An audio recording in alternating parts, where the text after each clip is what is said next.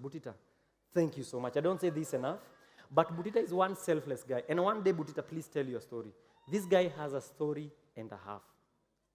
This guy, a lot of us came from kwenye tulitoka na tunabadilisha makwetu and other places. Thank you, Butita. When nilifikiria kufanya hii ujinga ya stand-up comedy, niliambia Butita nataka kufanya, Butita kaniambia usipofanya wewe ni muoga. Sasa nikamuuliza, sasa tena umeanza mbio. Na nilikuwa tu nakuuliza kama inaweza. And Butita told me, unless you book a date, yenye tutaanza scripting, hii kitu utaifanya. Na hivyo ndio nilifanya, nikamwambia, Abel, nimeambia Butita, Junior naelewa hii mambo ya ni stand up, amesema tuweke date. Tukaweka date. And since then, and Butita nikamuuliza, sasa malipo, akaniambia wacha kwanza malipo. He went Rosafi and ananiambia hapana Timo, hapana hapo hatutafanya hivyo. Like that is who Butita is. Always others wanapita, always wacha to support, wacha to support.